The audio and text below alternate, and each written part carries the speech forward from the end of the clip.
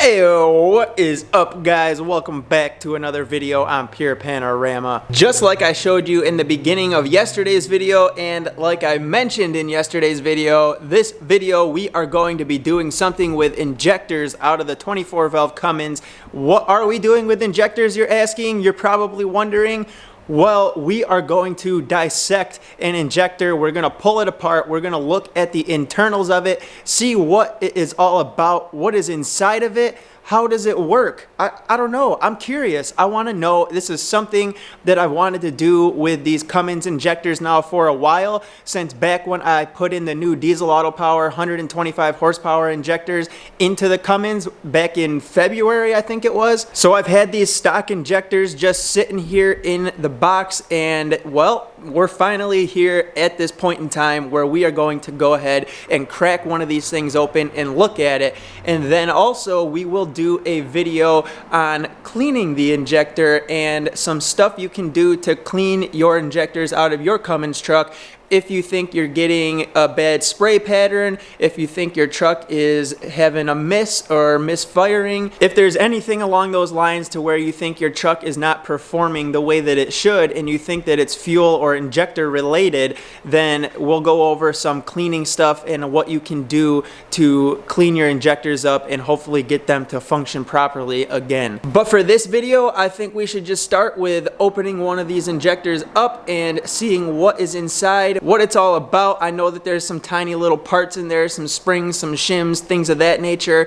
So we have to be careful when we pull these things apart because you don't want to lose any of the tiny parts that are inside of it. You want to make sure that you're keeping track of everything, keeping the right order of stuff, and that it gets put back together the right way if you plan to use these Cummins injectors again in your truck. If you're just pulling them out quick to do a check on them, maybe clean them up, and you're going to reinstall them, then definitely pay attention to what you are doing, what is coming from where as you pull it apart, so that you can put it back together in the right order and not have any issues after you install them, because you do not want to have to pull them back out. It can be a time-consuming job, and well, I would hate to have anybody out there having to go through it 2 times in a row. So here is one of our stock injectors right here. If I hold this up here and the camera, there we go, focused. You can see that the nozzle has some carbon gunk on there, some buildup, some deposit. It still has the copper washer on it, which you do want to pull off to separate it and pull it apart. If your copper washers are stuck on the end of your nozzle there, the end of your injector, you definitely want to be careful while trying to remove them. If you're going to use a tiny flathead screwdriver or a pick of some sort to try and get in between the washer and the injector body, do yourself a favor, just take your time. Be cautious, be careful. You don't want to slip and scratch up the injector nozzle. The whole goal of dissecting them and pulling them apart is to look for any issues that might be occurring from them, or to get them cleaned up and then get them put back together in the right order and reinstall them with no damage, so that they still function properly when you reinstall them into your truck. So you want to be very careful when you are doing this. You want to make sure that if you're going to use pliers like I am,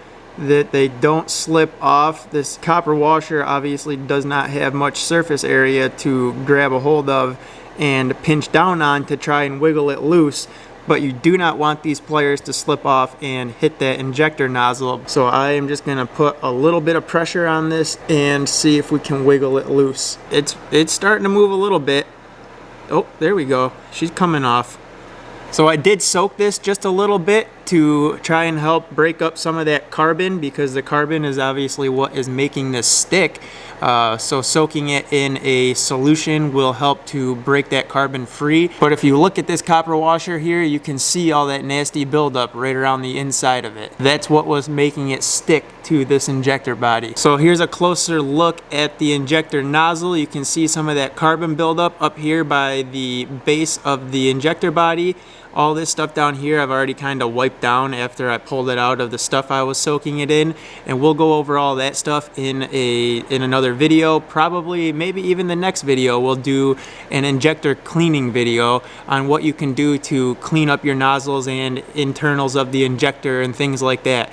So if you want to see a video on cleaning your injectors, make sure you're hitting that like button right now. I want to see if I can scrape some of this carbon deposit up off of this body so you guys can actually see how much crap is built up on this. And then you'll see why it is a good idea to sometimes pull these out and clean them. You see that crap right there on the end of the injector body? That's just some of the carbon that I scraped from between the nozzle and the body itself. There's a good bit more still stuck down in there. I just have a wrench that is clamped into this little vise right here, and the wrench is just wide enough to fit here where your injector hold down goes. So I will rest the injector on that wrench just like that, so we have something to hold it and it won't wiggle or want to twist. And then what you need is a 15mm deep well socket. So we got that right here, and you're gonna put it right down over that nozzle very carefully onto the end of your injector body, just like so. And I think these are like supposed to be torqued to around like 30 foot-pounds or something like that. It's not much, so you just gotta go ahead and twist them. And it helps if you do soak them first to try and break up some of that carbon deposit that accumulates on them. It'll help you to break them free. I did break one loose yesterday and it was very, very stuck from the carbon. So you just want to keep on twisting it. Once it's broken loose and you can get your fingers on it and turn it with your fingers, you obviously can get it separated much faster. So now that we started to break this body loose, you guys can really see the amount of carbon deposit that has broken loose and started to separate itself off from the nozzle and the injector body. Quite a bit of crap right there. So we're gonna get that all cleaned up and then continue to pull this body apart. All right, we got it far enough now to where we can just twist it off the rest of the way with our finger. Now when you separate this, I think that it is best to separate it with it pointing in the upward direction. Give you guys a little close up here of the threads to where the body connects. So let's go ahead and pull this off and see what we got. So there is there's the injector. We got her all opened up. So now I'm gonna go ahead and pull this nozzle off of here, and I'm gonna turn it to its side so that we don't lose the little pintle that's inside the nozzle. And this nozzle actually does say Bosch on it, so I am fairly confident that this is probably a stock size injector, not an aftermarket. I'm sure I could just run the numbers that are up here on the actual injector body and verify that, but seeing it say Bosch here is definitely probably my verification, or at least if they are not the original or stock, they are a Bosch injector, most likely stock size. So let's pluck this nozzle off there. And there is a little pintle in here that you want to be careful of that will come out. If you see here on the end, see that little guy sticking up there? So that should just slide right up out of there like so. And that is the pintle, and then that is it for the nozzle side of things. So there you guys go. It says Bosch right there on the nozzle. If we look at the end of this nozzle here, you can see two holes that are directly across from one another. Those are just alignment holes for aligning this thing when you put it back together. And then there is a hole there on the top, which is a feed passage, and then the little dowel there on the end of the pintle to get everything lined back up when you put it back together. The next part we're gonna pull off the body, I believe is called an intermediate disc, and it has two little alignment dowels on it that go into your alignment holes on the nozzle there. Then it also has a little hole there at the top of it for your feed passage to line up with the feed passage of the nozzle. And then there is also a hole there in the middle for the pintle. And then obviously your fuel comes down through your injector there from your crossover tube till she sprays out your nozzle into your engine for your combustion. So let's pull this intermediate disc off and take a look. Two more little alignment dowels there that align it to the top of the injector body. And now when you put this back together, or at least this little intermediate disc, those little alignment dowels there are kind of off-centered. so they can only really go back the one way, and that's to make sure that your feed holes line up. The next thing that comes out of your injector is going to be a compression pin, which simply rests on top of a spring, and that would be your compression spring. So that is the next two parts that come out of the injector body. There's the compression spring. Here is the tiny compression pin, and there's one other part that's in this injector body that probably, I don't know if it's going to come out or not. I can try to see if I can get it out of there, but there is a small little shim that is up here in the top of the injector body that this compression spring sits on. Let me see if I can find a pick small enough to maybe pluck that thing out so we can take a look at it. I don't know if we can see down in there if I shine a light or not, but we can try. There you guys go. So if you look down in there at the end of that injector body, you can see that little shim down inside. But let's still see if we can try and pull that out of there. I want to be extremely careful because I don't want to scratch anything down inside the body. I don't know, we might have to soak this a little bit more. Oh, never mind. We got her to move. Let's see if she'll drop out. There it is. So that right there is the little shim that sits in the top of the injector body that your compression spring sits on. And that is all there is to these injectors. That is what's in them. That is how they work. So you guys got to see the dissected view, the inner workings of a 2nd gen 24 valve Cummins injector. Now let's see if we can't get this shim to drop back down in there and lay flat. Boom! Just like it's supposed to. I couldn't do that again if I tried. Dropped her down in there and she just laid flat. The next part to go back is our compression spring, and these are the same on both ends, so it's not gonna matter which end goes in first. You gotta put that in next. So it's the shim, the compression spring, we'll drop that down in there. Then you got the little compression pin right here. See if we can get that to focus. So there's your little compression pin.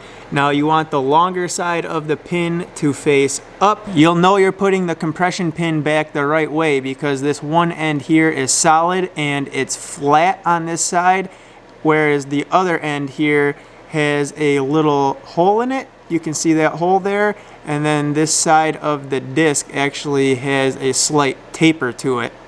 So that's how you know that that is going back the right way. It'll sit nice and flat on that compression spring, just like that. Then we have our intermediate disc, which, remember, your bigger alignment dowels on this are the ones that go into the hole of this body. They can only go one way because they are offset a little bit, and that is to line up your feed hole there. So we'll set that back in place, and then we go and get our nozzle with our pintle, and we set that back on, which is also slightly offset. It's hard to see here on camera. You're not really going to be able to tell because everything looks like it's all centered up and in line with itself, but it is slightly offset. So if you were to try and put this back on the wrong way, say I go like this, it's not going to allow you to do that. You'll only be able to get one of those pins in the hole, and it won't let you line up the other ones. So you can only put these back the one way, which is a good thing. Kind of helps people from putting them backwards or not having their feed holes lined up. So let's get this nozzle back on this intermediate disc, and then after that we can set the other part of the body down over it and start to thread it back together. And that is it, guys. That is what the inside of a 2nd gen 24 valve Cummins injector looks like. Those are all the little bits and pieces that are in there. Nothing too scary, nothing crazy, nothing that any of you guys can't do at home in your garage if you want to pull them out and check them or clean them. There is one other thing actually that I'm going to show you before the video ends, but yeah, you guys, you can all do this. You don't need to send your injectors out to a shop. Just take yourself a couple hours. If it's the first time pulling injectors for you, might take you a couple hours to get them out. But like I said, you guys can dissect them, pull them apart, clean them up, and then stick them back in your truck. And we will do an injector cleaning video probably maybe tomorrow or sometime soon this week, within the next couple days. Once you get your injector put back together and you get the rest of the body there, the little 15mm nut that you broke loose to separate everything, you get that back on there, bust out your torque wrench, set it to 30 foot-pounds, and re-torque this thing down, and you are golden. One last thing I want to show you real quick. I did pull this nozzle back off, but we're going to slide this pintle out of the nozzle, and I want to show you how you can test it to see if the end of your nozzle is clogged or if your spray holes are unclogged and you're getting proper spray pattern out of your injector. So what I'm going to do is go ahead and get some of the solution over here that I have in this dish into the nozzle, and then after you do that, you want to hold it horizontal like this, but with that little fuel feed hole there in the upward direction. So we got some stuff inside the nozzle there, and then you can see the feed hole is upward. You want to hold it horizontal so that you obviously don't lose your solution. And then we're going to take our blowgun and we're going to put it here in the end of it and give it a little spray. And if your injector nozzle is clean, then that solution will spray out from the nozzle tip and let you guys know that you don't have any clogs in your tip. So let's see if the camera will pick this up at all. There it is. It doesn't look like this one is clogged at all because I saw the fuel come out from every hole. I hope you guys enjoyed that video. Like I said, that is something that I wanted to do now for quite a while since I installed the diesel auto power 125 horsepower injectors on the truck back in February, and we finally just got to it, and I thought that that was pretty fun. I thought that was kind of cool to strip one of those injectors down, look at the insides of it, and see just exactly how do our injectors work. And just like I told you guys, there's really not much to it at all. It's a very simple, straightforward job to do that. The hardest part is going to be taking the injectors out of the truck.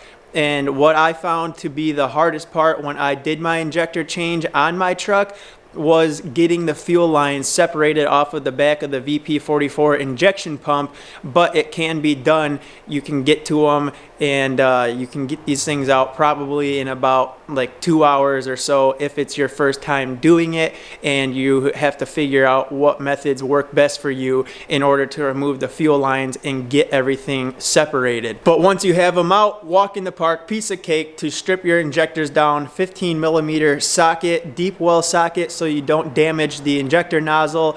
That will separate the body and unscrew that so that you can open the injector up and remove the internals of it and clean it. We will do the injector cleaning video here pretty soon. If you guys get this video 75 likes, we got enough family members here, I will go out and get the supplies to do a full good cleaning on these injectors and show you what to do if you want to clean your injectors. We will do that video ASAP if you get this video 75 likes. We have enough family members here now that 75 likes is a very attainable goal. So let's smash that thumbs up button and show how bad you want to see an injector cleaning video. As for this video though, we are done dissecting the 24 valve Cummins injector body and checking out everything inside, the compression spring, the compression pin, your intermediate disc, all that stuff. I had fun making this video. I hope you guys enjoyed watching it and had fun. If you did, don't forget to hit that thumbs up button for me on your way out. If you're stopping in for the first time, you're new here, you just found the channel, we are going to start getting into different types of content like this stuff right here where we dissect different parts off of the Cummins truck. I do have a 2001 24 valve Cummins, which is the main focal point of the channel and probably why you're here watching the videos. So don't forget to hit the subscribe button, join the family, and I will see you hopefully tomorrow with another new video. We definitely have to try and get the exhaust housing off this HY35 turbo. Hope you guys had a great weekend. I'll see you soon. Peace.